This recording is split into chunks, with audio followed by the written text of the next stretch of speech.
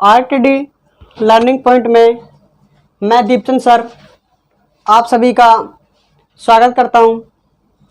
आज हम लेकर आए हैं 10th क्लास सब्जेक्ट मैथ का चैप्टर समांतर श्रेणी। देखो दोस्तों, समांतर श्रेणी बहुत सारे बच्चों को तो इसके बारे में पता होगा और बहुत सारों को नहीं पता होगा कि समांतर श्रेणी होती क्या है। तो देखो, समांतर श्रेणी से ही पता लग रहा है कि समान अंतर वाली श्रेणी ही क्या कहलाती है, आपकी समांतर श्रेणी कहलाती है। तो हम इसकी परिभाषा दे सकते हैं कि समान अंतर वाली श्रेणी समांतर श्रेणी कहलाती है। तो वैसे तो परिभाषा तो कोई नहीं पूछता, लेकिन हमें नॉलेज होनी जरूरी है। समांतर श्रेणी ऐसी श्रेणी जिसमें अंतर समान हो, अंतर समान हो, क्या कहलाती है? समांतर श्रेणी कहलाती है। जैसे मान लीजिए, सबसे पहले हम इसके बेस के बारे में बताएंगे, क्योंकि सिंपल सी बात है कि कोई भी मकान होता है उसका नींव कमजोर होती है तो मकान नहीं कहलाता है, क्योंकि मजबूत नहीं बनता है। तो हमें नींव मजबूत करनी है। तो पहले समांतर श्रेणी के हमें इसके बेस के बारे में बताएंगे आपको, फिर इसके क्वेश्चनों के बारे में बताएंगे। सिंपल सी बात है, किसी भी चीज़ के हम बेस सीख लेते हैं तो उसके क्वेश्चनों को हल करना सरल हो जाता है। तो सबसे पहले हम बताएंगे एपी क्या होती है, कि प्रथम पद A1 हो गया, A2 हो गया, A3 हो गया, ऐसे ही चलते जाएं तो AN हो गया। ये nवां पद है, लेकिन इससे पहले क्या हो गया? इससे पहले क्या हो गया? AN-1 हो गया। ये क्या कहलाएगी? हमारी एपी कहलाएगी। क्या कहलाएगी? एपी। इस एपी में से दो चीजें निकल कर आती है। एक तो प्रथम पद निकल कर आता है, प्रथम पद हमारा पहला होता है A1। दूसरा क्या निकल कर आता है? सार्वंतर, जिसको डिफरेंस बोलते हैं, डी से व्यक्त करते हैं। तो सार्वंतर क्या होता है हमारा? सार्वंतर कैसे होता है? सिंपल सी बात है कि समान अंतर। तो कैसे निकालेंगे? अगले वाले पद में से पीछे वाला पद घटा दो, क्या निकल आएगा? हमारा सार्वंतर निकल आएगा। तो A2 - A1, कोई दिक्कत नहीं है। बहुत सारे पद हमारे, इसमें से घटा लो किन्हीं भी। ऐसे ही A3 - A2, A4 - A3, यानी अगले वाले पद में से पीछे वाले पद को घटाएं तो हमारी क्या निकल कर आता है? सार्वंतर निकल कर आता है। और इनमें अंतर कैसा आएगा? वो सारा भैया समान अंतर आएगा, तभी तो समांतर श्रेणी कहलाएगी। कैसा आएगा अंतर? समान। फिर हमें सीखना है कि जैसे एग्जाम्पल के तौर पर समझाएं आपको कि गुरुजी आपने ये तो सिखा दिया, लेकिन हमें एग्जाम्पल के तौर पर समझाओ। लो सीखो भाई एग्जाम्पल। जैसे 2, 4, 6 ... कि इसमें प्रथम पद कौन सा है और सार्वंतर कौन सा है। कि मैंने आपको बताया प्रथम पद क्या हो गया? पहला वाला पद 2, और सार्वंतर क्या हो गया? अगले वाले पद में से पीछे वाला घटा दो। 4 में से 2 घटा दो, या 6 में से 4 घटा दो। अंतर तो आने वाला समान ही है भाई, क्योंकि समांतर श्रेणी है। 4 - 2, तो अंतर क्या आया? 2। और घटा लो। नहीं भाई, मेरा मन नहीं कर रहा कि गुरुजी कभी गलत बता रहे हो आप। नहीं मन कर रहा तो दो। लो भाई, आप 6 में से 4 घटा लो। क्या आया अंतर? 2।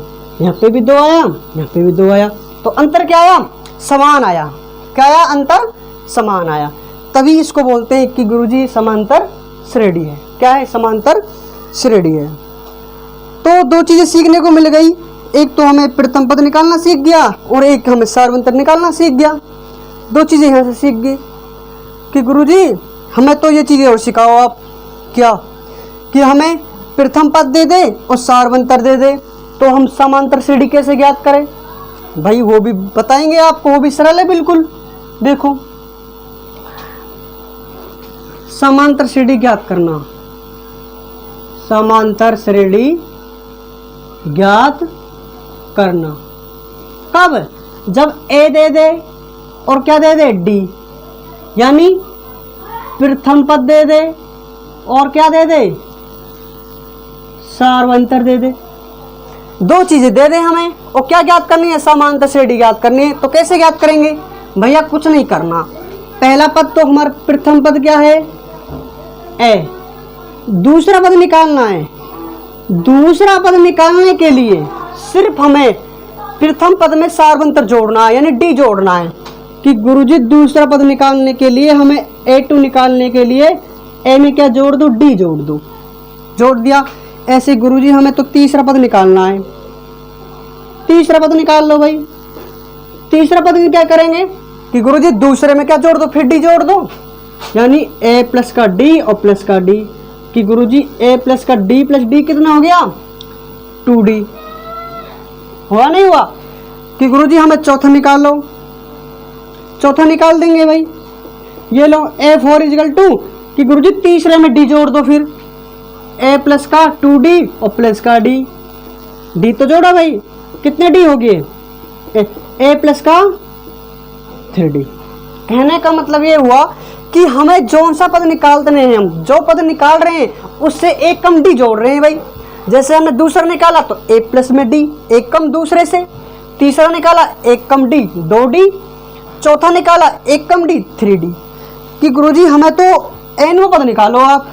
लो भाई, ऐसे बहुत सारे पद आएंगे बीच में, पांचवा भी आएगा, छठा भी आएगा, सातवां भी आएगा, आठवां भी आएगा, बहुत सारे पद आएंगे। कि गुरुजी हमें तो एनवा पद निकालो। तो ये लो भाई, बच्चे बहुत सारे होते हैं, रट लेते हैं एनवा पद निकालने का सूत्र ए एन इजकल टू में A plus N minus one into में डी। लेकिन बहुत सारे बच्चे ऐसे भी होते हैं कि एन माइनस वन लगा लेते हैं और डी को भूल जाते हैं, खा जाते हैं बीच में एन डी को। तो क्यों खा जाते हैं, क्योंकि रट्टू होते हैं ना, इसलिए। अब रट्टू तो भाई खा ही जाते हैं, रट्टुओं का तो बिगड़ ही क्या रहा है। तो देखो, सीखो, एन वो पद निकालना है। कि गुरुजी आपने एक चीज सिखाई है कि हमें जो सा पद निकाल रहे हैं हम उससे एक कम डी जोड़ रहे हैं। हाँ भाई, मैंने बिल्कुल सिखाया आपको। ये लो, ए का ए प्लस का, कि गुरुजी अब एक कम डी कैसे करें भाई। जैसे हमें 4 में से 1 घटाया, 3 आया, 3 में से 1 घटाया, 2 आया। अब ऐसी n में से 1 घटाएंगे और d चिपका देंगे, क्योंकि d तो चिपकता आ रहा है इनके। ये लो भाई, n-1 और n2 में d। ये लो भाई, तो इसको रटते हैं बच्चे। ये रट्टुओं का होता है इस फॉर्मूला, लेकिन हमें नहीं रटना। हमें तो ये क्या करना, समझना है कि n पर निकालना है, एक कम d। रटो मत, डायरेक्ट क्या करो कि गुरुजी एक चीज सिखाई है आपने तो, कि जो सा पद निकालना है हमें उससे एक कम d जोड़ दो। यानी जैसे भाई हमें 50 पद निकालना है तो क्या करना है, ए प्लस का 49D। लेकिन क्या ज्ञात होना चाहिए, हमें प्रथम पद ज्ञात होना चाहिए और डी। और वो हम भाई पहले सीख चुके हैं, वो चीज सिखा चुके हैं हम। ये देखो कि प्रथम पद हमारा ये होता है और डी ऐसे निकालते हैं, और वो चीज हमें पता है तो हम डायरेक्ट क्या निकाल सकते हैं, ए इन इजकल टू में A plus N minus one into में डी। बिल्कुल सिंपल है। या फिर जैसे अब भाई तुम्हें नहीं समझ में आ रहा कि गुरुजी हमें नहीं समझ में आ रहा, या हमें तो एग्जाम्पल से समझाओ। चलो भाई, एग्जाम्पल समझा देंगे। ये लो भाई, समझो एग्जाम्पल, एग्जाम्पल से समझो भाई, एग्जाम्पल समझो। वैसे तो मेरे को विश्वास है आपने स्क्रीनशॉट तो ले ही लिया होगा, है ना। तो चलो भाई, एग्जाम्पल समझाते हैं आपको भाई। एग्जाम्पल से देखो, एग्जाम्पल ये हमारा 1 3 5 डॉट डॉट डॉट 11वां पद, 11वां पद ज्ञात करो। कि गुरुजी हमें रट्टू वाला नहीं सीखना कि हम लगाएं कि ए प्लस में n-1 इंटू में डी, नहीं। 11वां पद डायरेक्ट शेर वाला सीखना चाहिए। 11वां पद निकालने के लिए ए प्लस का, गुरुजी 11वां निकाल रहे हैं, सिंपल सी बात है, एक कम डी जोड़ दो, यानी गुरुजी 10D। वाह क्या बात है। और गुरुजी ए का मान, अरे सिखाया ना, ए का मान 1 और 10 का 10। अब डी का मान कैसे करेंगे भाई, डी का मान यूं निकाल लो। ये लो, तुमसे नहीं निकल रहा कि गुरुजी तुम निकालो। ये लो, 3 में से 1 घटा दिया कि गुरुजी कितना आ गया, 2। तो डी का मान कितना रख दो, 2। ये चीजें ऐसे निकाल ले। होशियार बच्चे तो ना निकालते भी नहीं है, डायरेक्ट दिमाग लगा, 3 में से 1 गया 2। तो 1 प्लस में 10 दूनी 20, क्या आ जाएगा 21। बताओ समझ में आया नहीं आया? कि गुरुजी हाँ अब आ गया समझ में। एक एग्जाम्पल और ले लेते हैं भाई, जैसे 8, 10, 12 डॉट डॉट डॉट 21वां पद निकालो। अरे गुरुजी आपने भी सिखाया 21वां निकालेंगे। 21वां पद निकालने के लिए एक कम कर दो ना। ये लो भाई 21वां पद a प्लस का 20d कि अब फिर बात आई a और d की कि गुरुजी आप पहले सिखा चुके हो मैं तो a और d का मान कि a पहला पद होता है और d अगले वाले पद में से पीछे वाला घटा देते हैं हम। तो ये लो भाई रख दो ना, a का मान 8 प्लस 20 का 20 और गुरुजी बस रही बात d की। d की तो ऐसी बात है कि 10 में से 8 गए 2, 12 में से 10 गए 2, तो d का मान गुरुजी 2 आ गया। अब भाई गुणा करना आना चाहिए। 20 दूनी कितने हो गए 40। ये लो भाई, बहुत सारे बच्चों को तो कैलकुलेशन नहीं आती होगी। 8 का 8 प्लस 20 दूनी 40। अब जोड़ कर लो कितना हो गया 48। कि गुरुजी डायरेक्ट 48। 21वां पद क्या हो जाएगा इसका 48 हो जाएगा। कि गुरुजी एग्जाम्पल कमजोर है, कुछ भारी सा दो। ये लो भाई भारी सा ले लो, लेकिन इसका स्क्रीनशॉट ले लो आप एक बार ना, जिससे आपको दिक्कत ना आए। चलो भाई भारी सा ले लो आप। ये लो एग्जाम्पल, ये लो 3√5 5√5 डॉट डॉट डॉट डॉट गुरुजी 11वां पद निकालो। क्या निकालो 11वां पद। अब भाई 11वां पद निकालने के लिए क्या करें, सबसे पहले a और d की आवश्यकता। a का मान कितना है यहाँ 3√5। अब दिक्कत आती है d का मान निकालने में। अब d का मान निकालने का तरीका सिखाऊंगा तो मैं रूट मान अगले वाले में से पीछे वाला घटा दो, यानी कि गुरुजी 5√5 में से 3√5 घटा दो। देखो सिंपल सी बात है, ये से मत घबराना कि √5 है तो दोनों में समान। मैं आपसे कहूं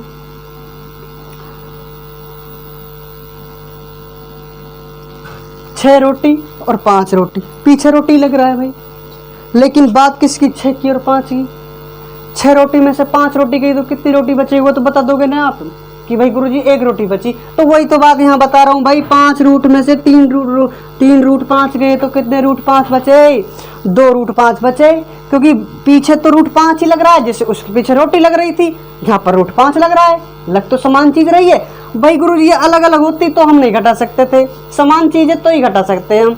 अगर अलग अलग चीजें तो भाई हमारे बस के नहीं। मैथ है हमने लड़ती है भाई, हमसे नहीं घटता है, क्योंकि हम मैथ के अनुसार चलेंगे भाई। हम उसके अनुसार नहीं चले तो वो हमारे साथ गड़बड़ी कर देगी भाई। गड़बड़ी नहीं करनी, हम उसके अनुसार चल लेंगे। चलो तो चलो भाई, 5√5 में से 3√5 गए तो कितने √5 बचे गुरुजी 2√5 बचे। तो लो हो गया काम। अब निकाल लो 11वां पद। कि गुरुजी 11वां पद कैसे निकाले, 11वां पद A11 सिंपल तरीके से बताया हुआ सूत्र, वो तो भूल जाओ, वो तो रटते हैं उनको तो यार, उनको मत रटो तुम। n = a+n - 1 × d। आप तो 11वां पद निकालो, a प्लस का 10d ये लगाओ। हाँ गुरुजी ये बिल्कुल सही बात है। a का मान कितना है 3√5 और 10 का 10 और d का मान कितना है भाई 2√5। अब देखो ये तो बेचारा वैसे के वैसे रहेगा 3√5 प्लस, अब लड़ाई इसकी मत कर देना, √5 है ना उसको चिपका रहने दो, लेकिन गुना क्या हो जाएगा 10 दूनी 20। ये लो गुरुजी 20 और √5 हो गया। अब फिर जैसे हमने घटाया था समान समान में, वैसे ही हमें भाई ऐड करना है, जोड़ना है। ये नहीं भाई साग और सब्जी को रोटी को जोड़ दोगे आप, भाई सब्जी अपनी जगह है और रोटी अपनी जगह है। लेकिन ऐसे यहाँ है, यहाँ √5 यहाँ पे √5 तो आराम जोड़ सकते हैं हम। अगर यहाँ √6 होता है, ये √5 है तब नहीं जोड़ सकते भाई, क्योंकि गणित लड़ती है हमें भाई। गणित लड़ेगी भाई, लड़ेगी तो भाई उसका डर होना चाहिए जरूरी। तो जोड़ दो, 3√5 रहे और 20√5 है, तो भाई 20√5 और 3√5 कितने √5 हुए गुरुजी। बस बात लड़ाई इसके 20 की 3 की, और 20 और 3 का जोड़ 23 होता है। ये लो भाई 23 होता है, √5 चिपका दो, क्या दिक्कत आ रही है। ये लो, ये आपका 11 पद निकल गया, क्या दिक्कत आ रही है आपको। ठीक है भाई, ओके।